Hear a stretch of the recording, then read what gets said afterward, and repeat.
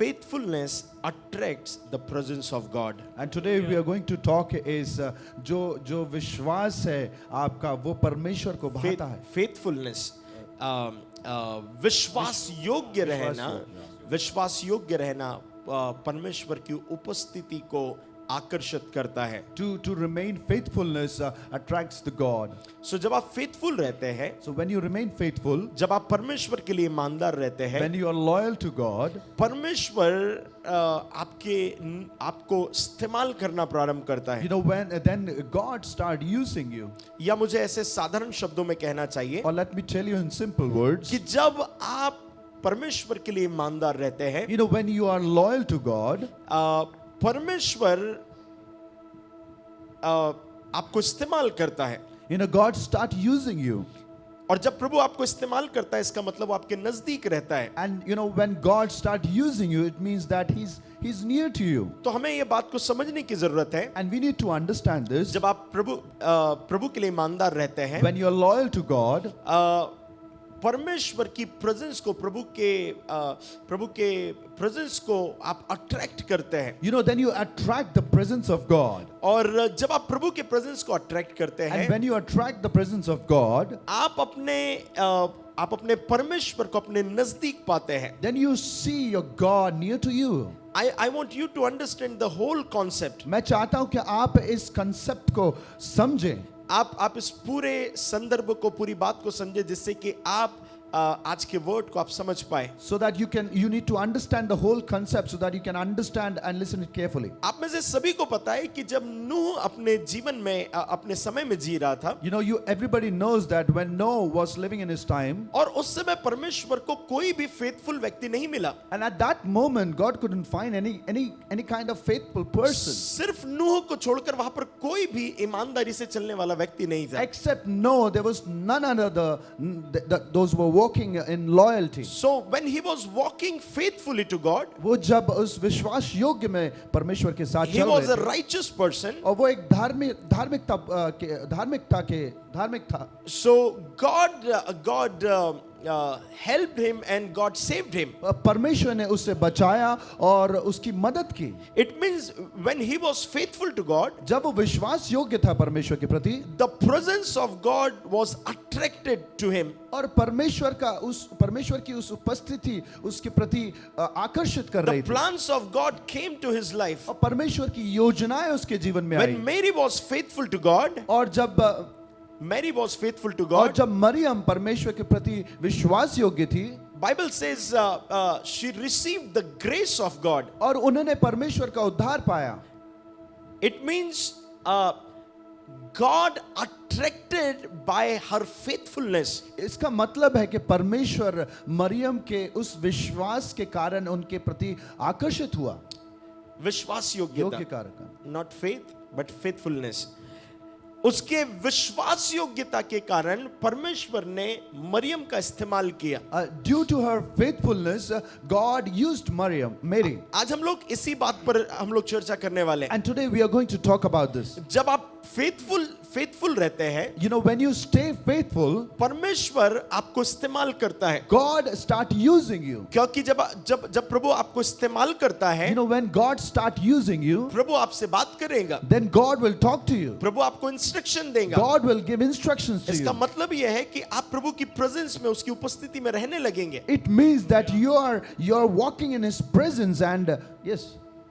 इस बात को बहुत ध्यान से And समझिएगा. I try to listen it and understand it carefully. मैं इसे एक लाइन में आपको समझा रहा हूँ. I'll try to explain it in one line. जब आप प्रभु के लिए ईमानदार रहते You know, हैं, when you're faithful to God, परमेश्वर आपको काम में लाता है. and then God brings you in His work. और जब परमेश्वर को आपको काम में लेकर आना You है, know, when God wanted to bring you in His work, वो आपसे बात करेगा, and then He will start talking to you, वो आपको इंस्ट्रक्शन देगा, then He will give you instructions, वो आपसे मिलते रहेगा, and then He will start meeting you क्योंकि आपसे उसे कार्य करवाना है. because He wanted you to work for Him. सो विश्वास योग्यता वो पूंजी है, You know, faithfulness is that treasure जो वो एक ऐसी चाबी है, एक ऐसी की है जिससे आप परमेश्वर के द्वारा इस्तेमाल होते हैं। Faithfulness is a key where God uses you. आज मैं आपको एक बहुत अद्भुत उदाहरण को आपके साथ बांट रहा हूं। Today I am going to share you one supernatural, a powerful example with you. Bible में लिखा हुआ है In Bible it is written, कि जब परमेश्वर एलिया को स्वर्ग पर उठा लेने वाला था, when God was lifting up Elijah to heaven, जब आप 2 किंग्स चैप्टर 2 पढ़ते हैं, and when you read 2 Kings chapter 2, Bible कहती है कि परमेश्वर एलिया को स्वर्ग में उठाने वाला था। Bible says that God is going to lift up Elijah to heaven. और हम सभी को पता है कि उस समय वे लोग गिलगाल में थे, And everybody knows that at that moment everybody was in Gilgal. और वो दोनों लोग जो थे, एलिया और एलिशा जो थे, वो गिलगाल में थे। And both of them, Elijah and Eli, was in Gilgal. और फिर वहां से परमेश्वर ने उन्हें बेतेल भेजा। And from there, God sent them to Bethel. ये इंस्ट्रक्शन जो थे वो परमेश्वर एलिया को दे रहा था। And those instructions were given to Elijah. ठीक है, बाइबल वर्स स्क्रीन पर नहीं भी डालेंगे तो चलेगा।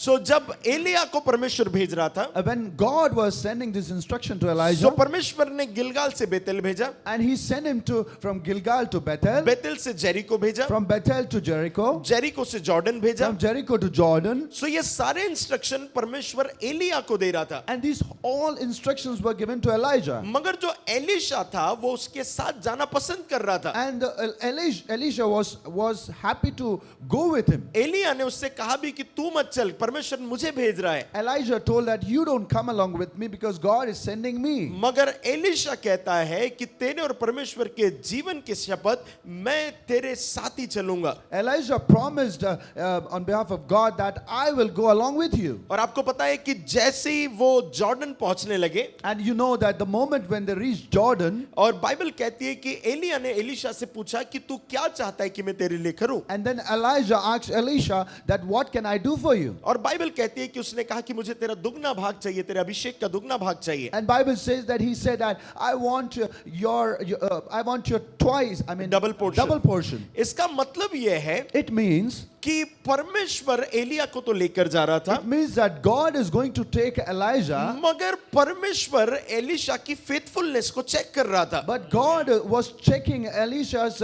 faithfulness. जब आप एलिशा के जीवन को इस समय देखेंगे, When you will see Elisha's life in this कई moment, लोग आकर एलिशा को रोकने की कोशिश कर there रहे were थे, many people who were trying to stop Elisha. मगर बाइबल कहती है कि एलिशा तभी भी एलिया के पीछे था। But Bible says that still at that moment Elisha was back of Elijah. आपको पता है एलिशा और एलिशा का एलिया के पीछे न जाने के लिए बहुत सारे ऑब्स्टिकल और बाधाएं हो सकती थी। There might be lots of obstacles to not go behind of Elijah. जब आप प्रारंभ से देखेंगे तो आपको पता चलेगा कि जो एलिशा था वो बहुत समृद्ध था, वो भी एक रीजन बन सकता था कि वो एलिया के पीछे ना चले। Since starting you will see that Elisha was so abundant that prosper that he would have. ये एक समस्या हो सकती थी कि वो एलिया के पीछे ना चले, It can be a problem where he could have not gone along with Elijah. मगर उसने वो प्रॉस्पेरिटी को, वो पैसों को छोड़कर वो एलिया के पीछे गया। But he left all his prosperity and his wealth behind and went back off to Elijah. जब उसे पता चला कि मेरे स्वामी को परमेश्वर उठा लेने पर है, वो तभी भी उसके पीछे चला। When he come to know that his spiritual father is going to be lifted by God, still he went back along with him. जब उसे कई दूसरे भविष्यवक्ताओं के चेले आकर रोकने लगे, तभी भी वो एलिशा को फॉलो करने लगा, You know when एलिया को फॉलो करने लगा। you know when lots of prophets disciples came to him and asked him to not to go behind him, still he went along with Elijah. इसका मतलब यह है कि वो फेथफुल रह रहा था, It means that he was having that faithfulness, और प्रभु फेथफुलनेस को चेक कर रहा था। and God was checking his faithfulness. अब यहाँ पर बहुत ध्यान से सुनना, Now try to listen it carefully now. कई लोगों को लगता है कि हम प्रभु के लिए फेथफुल You रहेंगे, know, many people think that we will remain faithful, मगर वे प्रभु के लोगों के लिए या अपने फैमिली मेंबर्स के लिए फेथफुल नहीं रहते। but these people never be in faith against the family members or the Christian people. Faithfulness जो है वो एक कैरेक्टर है, Faithfulness is a kind of character. और फेथफुलनेस का जो कैरेक्टर है, इसका मतलब यह है, if you are a faithful person, it means you will be faithful for everybody.